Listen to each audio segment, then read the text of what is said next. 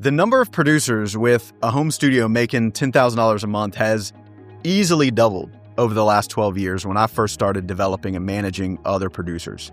And my goal with this video is to explain as simply as possible how producers are doing this without relying on pure luck, at least the ones that I work with.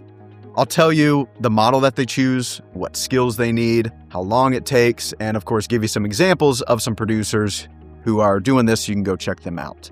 Now, this isn't very flashy. It's the same way indie producers have been making a living for decades, and that's exactly why this has a high chance of working for you too, as long as you decide to put in the work. Starting with the model.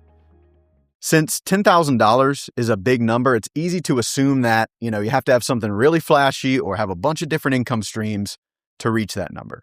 But the truth is that most producers earning $10,000 a month with their home studio do it by freelancing, the old-fashioned way. They get hired to produce songs and develop artists. It could be local clients, online clients, or both.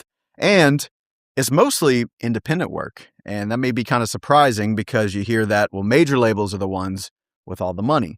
But there's only a few major labels and there are millions of indie artists. So the odds are just much higher. Of course, this doesn't mean you need to abandon your dream of working with major label artists. This is just about keeping the bills paid now while you're on that journey. Because to compete in the majors, you're going to have to be really damn good anyway, which means you're going to have to practice and produce thousands of songs. And if you're going to produce a bunch of songs, you might as well get paid for some of them. A lot of my producers will do enough freelance work to pay their bills, to have some financial freedom, and then spend the rest of their time going and taking bigger swings in the industry.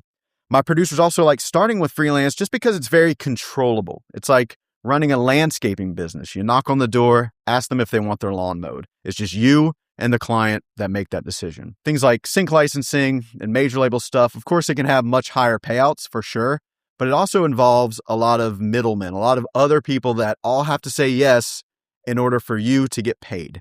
And it's not a bad thing, it's just how it is, but you just have a little less control of that. That's why all of a sudden you see all these, producers who have big placements, they're on YouTube now telling you, hey, go build your own thing. There's a reason for that. But the biggest question I get asked about this is, what about all of the new school income streams? Because freelancing, that just seems archaic. What about the stuff like digital products and brand deals? The problem with freelancing is we have to trade your time for money. And if you're thinking that, I appreciate your entrepreneurial spirit. That will help you down the line when it's the right time to explore those. But let's be real. If you're building a reputation first for being a working producer who is really good and legit, don't you think it'll be easier for people to trust that your digital products are actually worth buying and for companies to want to pay you more for brand deals?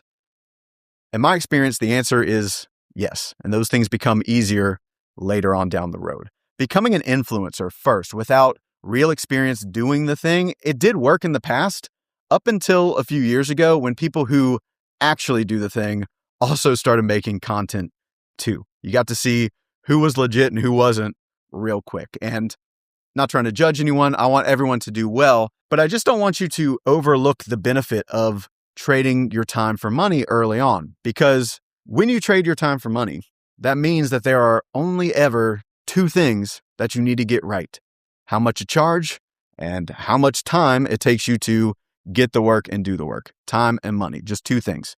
So next, I'll show you the only equation that you need to solve for if you want to make $10,000 a month. It's number of songs times what you charge per song.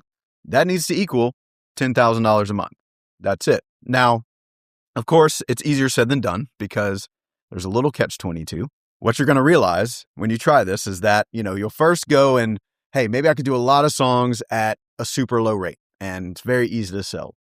And you solve the money problem, but then you don't have enough time to actually do all of those songs, right? So it breaks. You fix the money problem, now you have a time problem. On the flip side, you could just go do okay, I'll do a couple of songs, but charge a lot for them, right?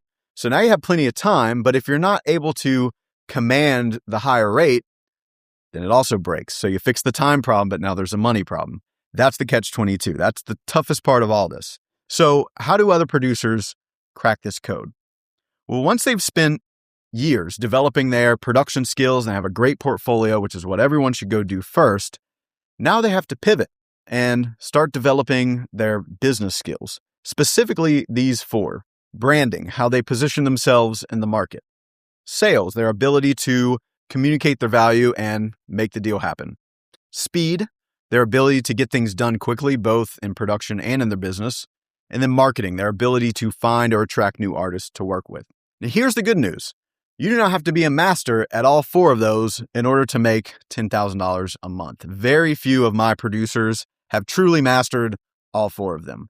What's more realistic is that you'll have two of those skills that are your strengths. You get really good at them. And the other two, you'll just be decent at them. But what's cool is that once we figure out which skills are your strengths, all we have to do is plug you into the right equation that fits you best. And I'll show you what I mean. So I have a few producers in LA, guys like Nick Warner or Sean Jones. They both have some credits. They develop artists and, they've been full-time for a while.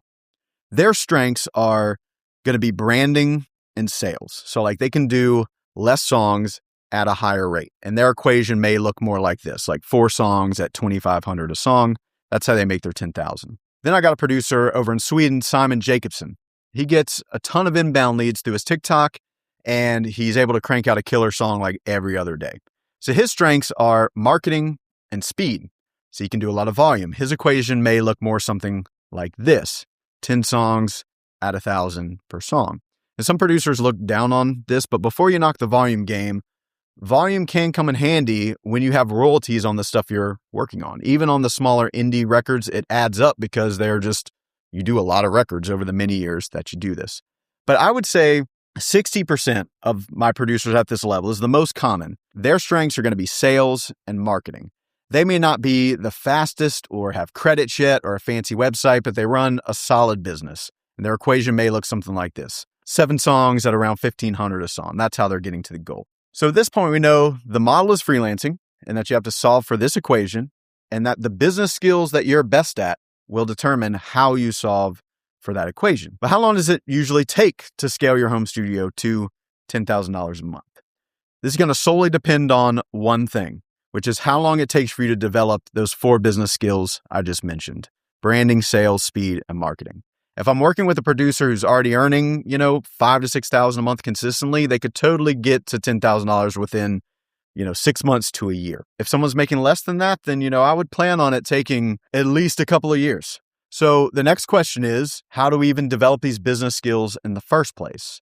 It's important to understand that your business skills are very different from your production skills. Just because you're a talented producer, that doesn't mean that you can just go make $10,000 a month right out of the gate. You're still a beginner at business. And when you're a beginner at anything, what do?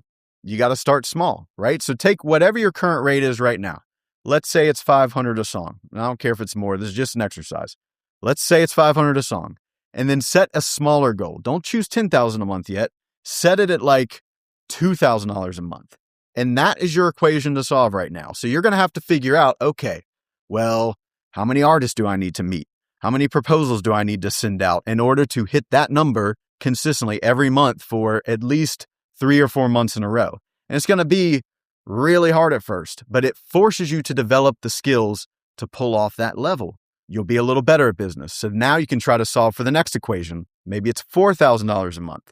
And you're figuring out, okay, well, maybe I can do the same amount of projects, but up my rate. Or maybe I can keep my rate low, but figure out how to attract more work. And again, you're developing business acumen. My producers who make $10,000 a month, every one of them, all they're doing is they're just repeating that process level by level until they get there. So today, that is your new mission.